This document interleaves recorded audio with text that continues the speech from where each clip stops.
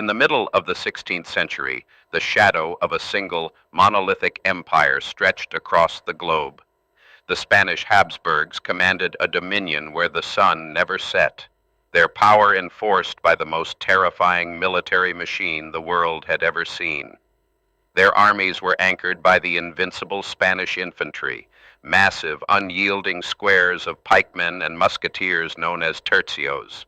These dense formations had shattered every rival force that dared stand against them, their supremacy treated as an immutable law of geopolitics.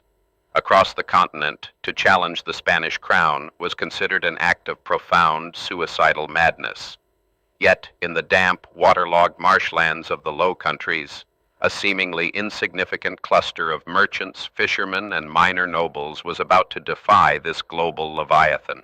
The 80 Years' War, sparked in 1568 by religious persecution and suffocating taxation, began as a desperate, chaotic uprising. The Dutch provinces, lacking a centralized government and a professional standing army, faced the wrath of King Philip II of Spain. The resulting clash would not merely redraw the map of Europe, it would violently tear down the medieval traditions of combat, forging the brutal, disciplined mechanics of modern warfare in the fires of a decades-long struggle for survival.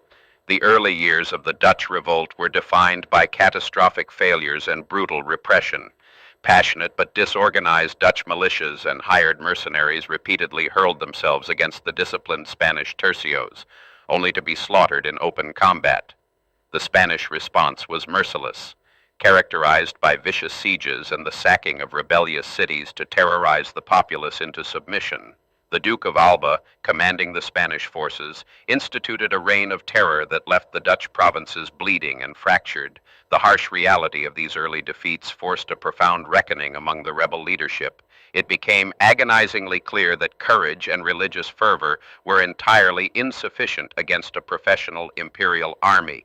If the rebellion was to survive, the very nature of how the Dutch fought had to be dismantled and rebuilt from the ground up. The traditional reliance on unwieldy mercenary bands and feudal levies was a recipe for extinction.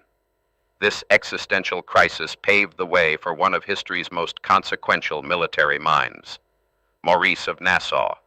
Assuming leadership of the Dutch armed forces in the late 1580s, Maurice was not merely a battlefield commander, but a meticulous scholar. By investigating the ruins of Roman antiquity and studying the classical texts of military tacticians, he sought a mathematical, systematic approach to human conflict. Maurice realized that to defeat the overwhelming mass of the Spanish Habsburgs, the Dutch had to outthink, outorganize, and outdiscipline their enemy. This intellectual awakening catalyzed what historians now recognize as the military revolution. Maurice recognized that the massive Spanish tercios, while incredibly powerful, were slow, inflexible, and difficult to maneuver on complex terrain. He envisioned a radical departure from these lumbering giants. He broke his infantry down into smaller, shallower, linear formations. These thinner lines maximized the number of muskets that could be brought to bear on the enemy simultaneously, prioritizing firepower over sheer physical mass. To make these linear formations effective, Maurice engineered a revolutionary tactical concept: continuous volley fire. Ranks of musketeers were trained to fire simultaneously, then immediately countermarch to the rear of the formation to reload, while the next rank stepped forward to unleash their own devastating volley. This created a relentless rolling wall of lead that could shatter an advancing enemy before they ever reached hand-to-hand combat. However, implementing this complex choreography under the terrifying stress of incoming fire required a new type of soldier. The transformation from chaotic militia to synchronized killing machine demanded rigorous, relentless drill. Maurice standardized every single motion required to load, aim, and fire a musket, breaking the process down into dozens of precise, repeatable steps. Soldiers practiced these movements endlessly until the mechanics of warfare became pure muscle memory. Could this theoretical discipline, born in the minds of scholars and practiced on peaceful parade grounds, truly hold against the terrifying reality of the Spanish infantry in open combat? The answer to this lingering question would redefine the trajectory of European history. The ultimate test of these reforms arrived at the Battle of Nieuwpoort in the year 1600. On the coastal dunes of Flanders, Maurice's newly reformed Dutch army finally met the veteran Spanish tercios in a pitched battle. The engagement was brutal and chaotic, fought across shifting sands. As the massive Spanish squares advanced, the Dutch linear formations held their ground, unleashing disciplined, rolling volleys of musket fire. The continuous hail of lead tore through the dense Spanish ranks, stalling their momentum and inflicting horrific casualties. The flexibility of the smaller Dutch units allowed them to maneuver rapidly, supporting faltering lines and exploiting gaps in the enemy's formation. When the Spanish finally closed the distance, they were exhausted and decimated. The invincible tercios were halted and eventually forced into a desperate retreat. The echoes of Nieuwpoort shattered the illusion of Spanish invulnerability forever. Yet despite this stunning victory, the 80 Years' War was rarely fought in sweeping open fields. The geography of the Low Countries, a labyrinth of rivers, canals, and flooded fields, dictated a grinding, agonizing war of attrition. The conflict evolved into an endless series of grueling sieges, where the objective was not to annihilate the enemy army, but to capture and control vital economic hubs and waterways. This geographical reality forced another monumental leap in military engineering: the mastery of siege warfare. Traditional medieval castle walls, built high and flat, were easily shattered by modern gunpowder artillery. In response, military architects developed the Tres Italienne, or Star Fort. These sprawling, low-lying fortifications featured thick, angled earthen walls designed to absorb cannon fire and protruding bastions that allowed defenders to unleash overlapping fields of crossfire against any assaulting force. Maurice of Nassau turned the capture of these formidable star forts from a chaotic, bloody gamble into a precise mathematical certainty. He professionalized the engineering corps, utilizing complex geometry to plot approach trenches that zigzagged toward the enemy walls, protecting his sappers from defensive fire. Sieges became massive industrial operations, requiring the movement of thousands of tons of earth, timber, and artillery over months of grueling labor. The invisible engine driving this new mechanized form of warfare was logistics. Maurice understood that a drilled, disciplined army could only maintain its cohesion if it was properly fed, equipped, and, crucially, paid on time.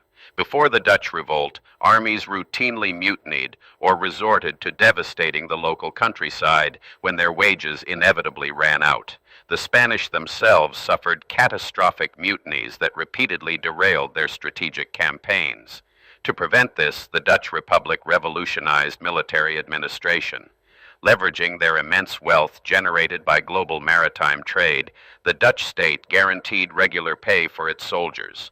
They standardized weaponry, ensuring that every musket fired the same caliber of ammunition, vastly simplifying the supply chain. This administrative leap transformed soldiers from seasonal mercenaries into professional employees of the state. This logistical supremacy laid the groundwork for the modern standing army. Warfare was no longer a temporary feudal obligation. It became a permanent state-funded enterprise, requiring a vast bureaucracy to manage taxation, procurement, and strategic planning. The military became an extension of the state apparatus, centralizing power and fueling the rise of the modern nation-state. By institutionalizing these military and administrative reforms, the tiny Dutch Republic not only secured its survival, but propelled itself onto the global stage.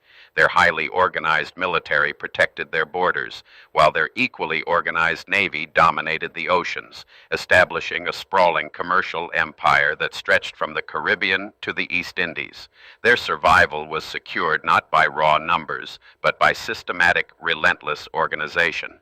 Had the Dutch relied on the outdated military paradigms of the era, their rebellion would have been swiftly and brutally crushed. The Low Countries would have remained a heavily taxed, subjugated province of the Spanish Habsburgs. The immense wealth of the Dutch Golden Age would have been funneled directly into Madrid, potentially allowing Spain to cement an unbreakable hegemony over the entire European continent. Instead, the knowledge codified by Maurice of Nassau spread like wildfire. Military academies across Europe rapidly translated Dutch drill manuals, studying the intricate diagrams of musket handling and linear formations. A generation later, the Swedish king Gustavus Adolphus would adopt and refine these very tactics, combining Dutch discipline with highly mobile field artillery to devastate the armies of the Holy Roman Empire during the 30 Years' War. The legacy of Maurice of Nassau was not a single conquered territory, but an entirely new operating system for human conflict. He proved definitively that intellect, discipline, and logistical organization could overcome raw imperial mass. The individual warrior, celebrated in medieval romance, had been replaced by the synchronized military machine. The 80 Years' War finally concluded in 1648 with the Peace of Munster. The Spanish crown, financially exhausted and militarily frustrated, officially recognized the independence of the Dutch Republic. A global superpower had been fought to a standstill and ultimately defeated by a nascent nation that had effectively invented modern military administration out of sheer necessity. The world had fundamentally changed. The era of the heavily armored knight, the chaotic mercenary band, and the massive, unwieldy pike square was dead. The era of the drilled, disciplined, and logistically supported infantryman had arrived, permanently altering the balance of power across the globe. The Dutch Revolt stands as a profound testament to human ingenuity, forged in the fires of an existential threat. It was a brutal, decades-long crucible that burned away the obsolete traditions of medieval combat. The strategic innovations born in the muddy, blood-soaked fields of the Netherlands set a new standard for military efficiency that every other ambitious power was forced to adopt or face annihilation. From the sprawling, mechanized trenches of the First World War to the synchronized, combined arms operations of the 21st century, the DNA of these early reforms remains deeply embedded in the doctrine of modern militaries. The fundamental principles of standardized training, logistical supremacy, and disciplined fire control can all be traced back to a desperate rebellion against an empire. The 80 Years' War was not merely a regional conflict for independence. It was the violent, agonizing birth of modern European warfare. It was the precise moment when the eras shifted, revealing a profound transformation in the mechanics of power, statecraft, and human destruction that would dictate the rise and fall of empires for centuries to come.